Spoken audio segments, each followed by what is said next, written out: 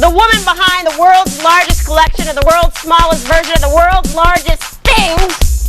Plus, everyone knows how important Nobel Prizes are to scientists. Tonight, you'll meet the author behind the Ig Nobel Prizes. Slightly less noble achievements, much more entertaining.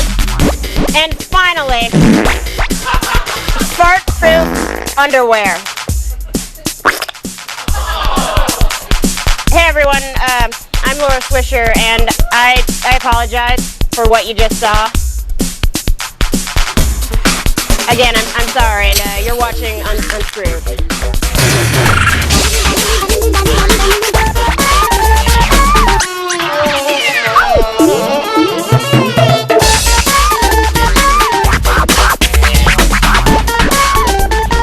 And here he is, a man who never wears any underwear. It's Martin Sargent. How you doing, everybody? How you doing, everyone? Thank you so much for being here on Unscrewed. Thank you so much. Wonderful to have you there. Actually, I don't wear underwear in the conventional meaning of the term. I wear something more like I call it a restraining package, you know? What's it? Well, you know, I have no idea what that could possibly be. It's made out of animal fur and feathers and, teeth, just, various things I kill up at my hunting lodge in the Adirondacks. You know where I wear sometimes instead of underwear? The club. Look at that. Yeah. That's good. Is that working out for you? Those things are tough to break into. Yeah. I just would never recommend putting badger fur up against your ball bag because, wow. That's what Grandma always told me. The chafing. That's what Grandma said. Let's do the show, shall we, Laura? Let's. Oh, hey there, little gamers. It's time to set aside your Xboxes, set aside the Xboxes, and let's take the unscrewed Vespa for a spin, but make sure to look out for oil slicks, everybody, or you'll wipe out and maybe get a little killed. I'm television's Martin Sargent. Now, you may be wondering why the heck the Martin Sargent Theater is thick with the screams of ravens. Well, that's an easy one. See, that's enough with the raven, all right. See, since last week, this entire television studio has been infested with them. Ravens everywhere. Yeah, I know what you're thinking. How strange, for ravens signify death, do they not?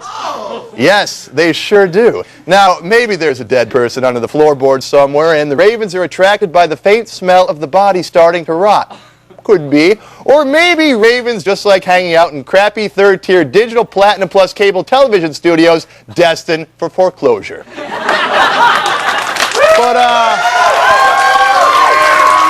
you know what? Who really cares? Because the important thing is the ravens are here and they must be eliminated. So thank God for internet, because I'll tell you, if you ever need to learn how to get rid of a whole crap load of ravens, internet is the place to go. To solve a raven infestation, the ultimate site is roguesci.org. Just a quick perusal and you'll find recipes for homemade poisons, explosives, how to build guns, everything you need to know to permanently solve your raven problem, if you have one. Now, first off, I killed the ravens using meat poison with hydrogen chloride. Yeah, killed a whole lot of ravens too, but not enough, because as you can hear, many ravens remain. Okay, this would be the point when the raven is supposed to come back in, dumbass. Jesus.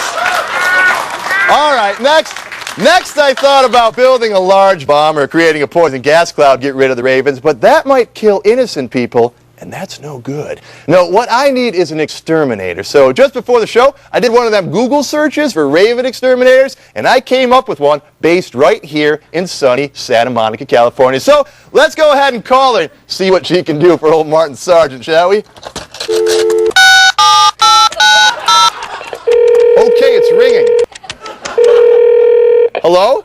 Hello, Raven Elimination Services! Hi, how you doing? This is television's Martin Sargent over at Unscrewed. Oh, yeah, I'm a huge fan of your show. I love you! Really? Oh, yeah, you got a raven problem? Oh, I got one hell of a raven problem. Can you help me eliminate him? Well, I'll tell you, I can't. Now, you don't always have to kill the ravens, No? Martin. What I do is I sing a special magic song, that sounds good, and yeah. they live on their own. All right, yeah, let's do it that way. Okay, let's try it. Now repeat after me. Okay. Oh, ravens. Oh, ravens. You can have my flesh. You can have my flesh. But you will never get my soul. Well, you will never get my soul. Now go. Now go. Get the out, Raven. cowardly birds! Get out! Get the F out! You are cowardly birds! Get the F out! Yeah, Mrs. Crackles, I think it worked! There's no more ravens! You're welcome! Thanks, Miss Crackles! Wow! How about that? Wow, save the day. Well, it looks like the internet saved the day again. For without it, I never would have been able to find Mrs. Crackles and solve our raven problem. Thanks, internet. And also, I'd like to express a little gratitude to my assistant, Roderick, who recently found some web footage of Asian women with sweaty breasts eating soup. He can't swing a raven, but he can find that. Let's watch.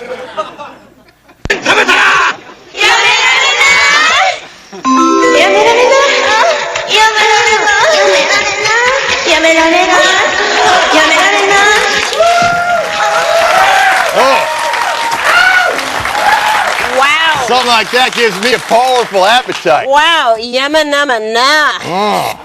Yumma numma nah.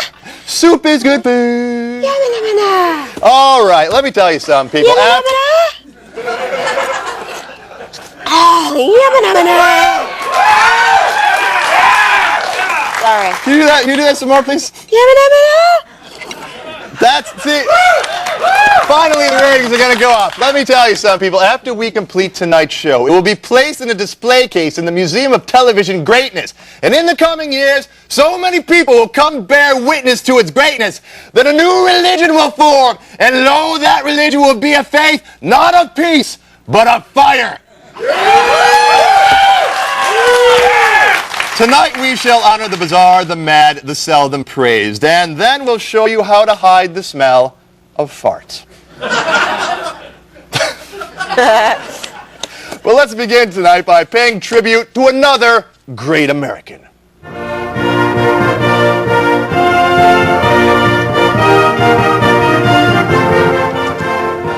My heart swells with pride. Tonight's great American is the curator of a mobile roadside attraction called the world's largest collection of the world's smallest version of the world's largest things. Here's Erica Nelson.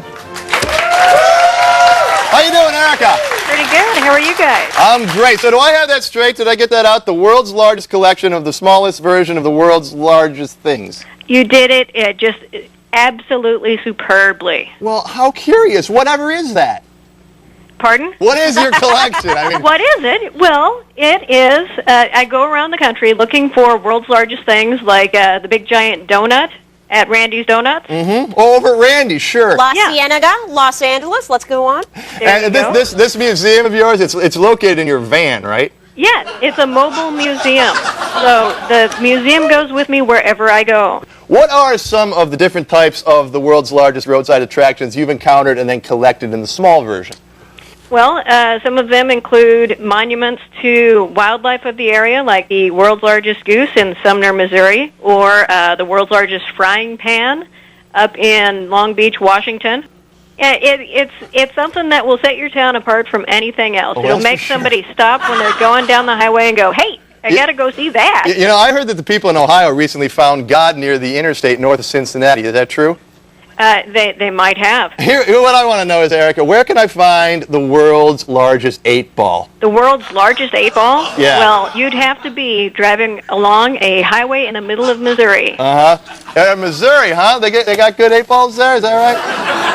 Well, it's not an ingestible kind. No. I don't know what you're talking about, actually. I don't know any idea what you're talking about. So this museum of yours, this museum/converted 18-passenger senior citizen van, it shows off your handmade replicas of the world's largest things. Do people actually come up to you when you're in some sort of a rest stop and want to see your stuff? Oh, yeah. It's always on display. So whenever the museum is not moving, it's on display. What do you think? We got to run here. But what in your mind, you've been doing this for so long, what in your mind does your mobile art installation represent? It represents the best of Americana. It represents all those people who don't want to be just like everybody else and think of some way to make themselves stand out. And all these little communities around us that just go, hey, you know what? We're different. We've got a big, big chicken in our backyard. And that's why we think that you're one of the great Americans. Thank you so much, Erica. Keep driving down that road. For souvenirs from your favorite mobile museum and roadside attraction, check out worldslargestthings.com and become a member. All right, up next, we'll pay homage to karaoke, farting herrings, and God knows what else. The Ig Nobel Awards coming up right after the break.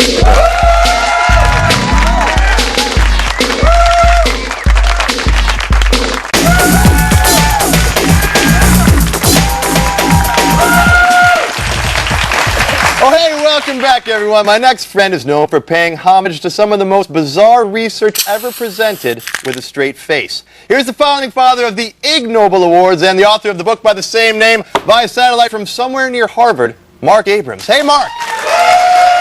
Great to have you on the program. So to win wherever I am. To win one of these Nobel Prizes, and believe me, I've won several, you must do some very great things. What must you do to win an Ig Nobel Prize? It's an odd thing. You have to have done something that first makes people laugh and then makes them think. And that's it. And what people think, that's up to them. Mm-hmm. So your website pays homage to all the recipients of the Ig Nobel Prize in the years past. Can you give us some examples of this, some of the research that were rewarded? Sure. I've been doing this since 1991. We give 10 a year, so there are quite a few. There was a prize given to the patent holder for the comb-over. Get out of here. Nobody invented a comb-over. Well, that's a separate question. They don't claim, in fact, they insist they did not invent it, they merely patented it. Very nice. So another one is karaoke. The guy who invented it actually won an Ig Nobel Prize. I think that's very much deserved. I think he should have won a Nobel Prize for inventing karaoke. Someday it could happen. Who was it? Well, you just saw a picture from, his name is Daisuke Inoue. He lives in Japan. About 1971, he invented karaoke. Anyway, he never made any money. This was maybe the only honor he's gotten. He came to the ceremony a few weeks ago here at Harvard, and we had 1,200 people in the largest meeting place at Harvard. We had a bunch of Nobel laureates. They're the ones that hand the prize. And we had a sort of magical little moment in history when the Nobel laureates sang a karaoke tribute to Mr. Inoue. Boy, that must have been a scream for all you Harvard people there. What's your karaoke song? I bet you go out there a lot and sing the karaoke. Oh, I have too many. The memories crowd my mind. All right, so one more we have time for. Takeshi Makino. What did he win an Ig Nobel Prize for? He also is Japanese. About 5 years ago, he won the Ig Nobel Chemistry Prize for his involvement with something called S-check. S-check is a kind of chemical. It comes in little vials. And he's a detective. People hire him to use S-check. Typically, suspicious wives hire it. He dribbles this little chemical on the underwear from the husband.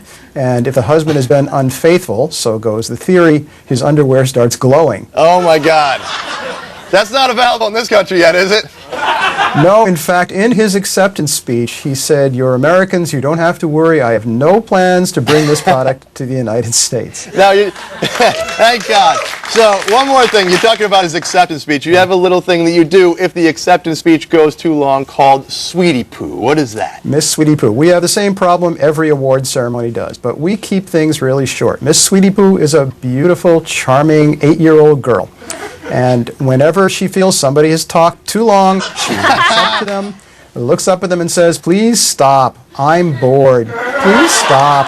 I'm bored. That's a great Please idea. Stop. I'm bored. Does anyone ever physically attack her? I'm bored." No, they've tried to bribe her, but nothing works. She is one tough kid. Hey, man, thanks very much for being on the program. Okay. Thanks for having me. Ig Nobel Awards, and to win a date with the Nobel laureate, check out improbable.com. That's what happens. If you win all these things, you can actually go out with Nobel laureate. Go to ignobel.com for more information. All right, thanks a lot, Mark. Now, coming up, a man whose underwear may very well make the world a better place. Stick around.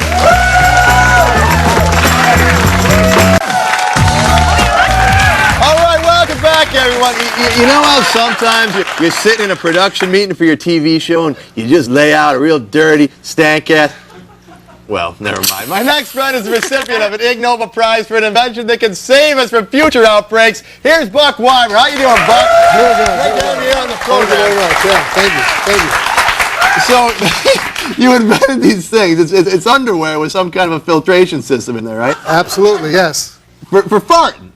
For farting. Whatever you want to call it. How much faith do you have in it? Because Joey, the intern, is sitting on the end of the couch over there, and he's basically been eating chili and drinking beer since about the time The Price is Right was on this morning, so it could be real bad. Does it work real well? Actually, I have total confidence, and the fact that I'm still in the same bedroom, in the same bed with my wife, and not him, I have total confidence in him. So that's how this started, because of your wife? Yes. My wife has irritable bowel syndrome, Crohn's disease. Wow. And when it flares up, she has a very difficult time digesting tryptophan, which is a protein, one of the 8 essential amino acids. I thought that was the stuff in turkey. It is, but it's in almost every food. And it's hard to digest, and when you don't digest it, you get a bad smell. Pardon me, I'm going to just squeeze over here a little bit. I hope you don't mind. I don't mind. Okay. Is your wife watching? I've clearly lost control of the machine. I've clearly lost control of the machine. How many years have you and your wife been together? 35. And how many years since you invented this thing? 2001, you won the Ig Nobel Prize. Has the relationship really flowered in the past 4 years? Yes, it has. Yes, it has, believe me, because she spent a lot of time making me a long sufferer. Buck, what did you put into things that actually makes it work for someone like Joey or your wife? They're made out of airtight material with elastic around both legs and around the waist. And then in the back, around the tush area, I have a hole cut out of the material, covered with ordinary porous material, sewn in the shape of a pocket. Then in the pocket, I have a replaceable filter that filters out the bad-smelling flatulence, but allows the non-smelling flatulence to pass through. If you got it real bad, how often you got to replace that filter? Not very scientific. Mine needs a change. Can you measure this really scientifically? Like, is there a smell meter or smellometer that you can use to really tell if it's working or not? Well, there are meters that are sensitive to hydrogen sulfide. What do you need a meter for? You're just going really. But you actually can measure certain gases, not all of them combined, because everybody's digestion is different. This one's off the charts, by the way. You guys can't. Well, we got to run here. How much do those things cost, Buck? They cost $24.95. That's good value. That's good value. A bargain for sure. Buck, thank you so much for being on the program. Pleasure. And if you want to buy some of his special anti-flatulence underwear, head on over to his website, under-tech. That's TEC.com. Get out of here, Joey. Yeah. Ow! I hope we caught that on camera just that. All right, after the break, we're going to check in with one of our oldest and most distinguished fans, film star and Halo 2 champion, Michael Caine. Don't miss it. But first, toss this on your brain. Yeah, you guys, I would really love to go see Unscrewed, but I can't right now. Who do you think you're talking to? I'm really busy. That Martin, he's really hot. Blah, blah, blah. Yada, yada, yada. But the deal is, I just have a big presentation to do. Shut your face. Log on to the website for your free tickets. All right, welcome back, everyone. Thank you very much. Thank you. Now, over the years, we at Unscrewed have talked to a lot of people. People distinguished in a very wide range of fields. But perhaps the most distinguished of them all is the film legend, Michael Caine. So without further ado, let's go ahead and ring him.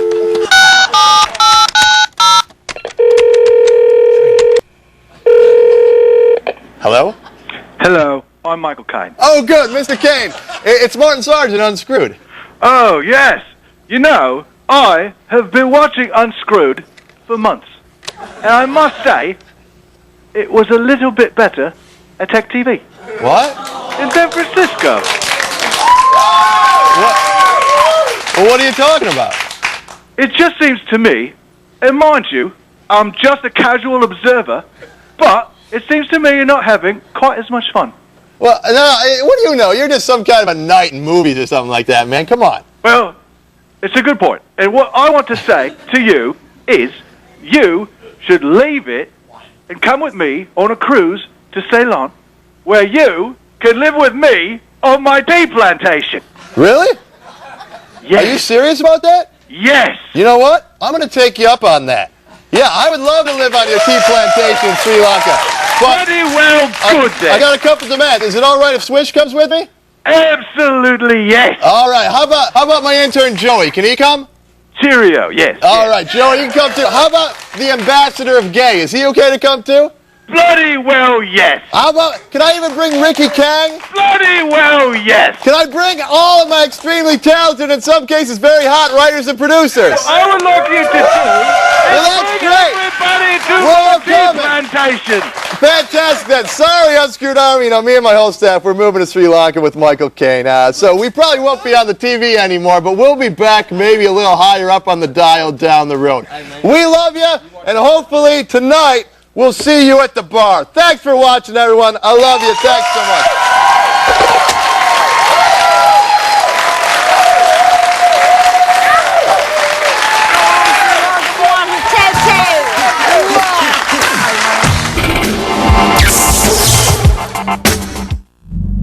I hate Adam Sessler.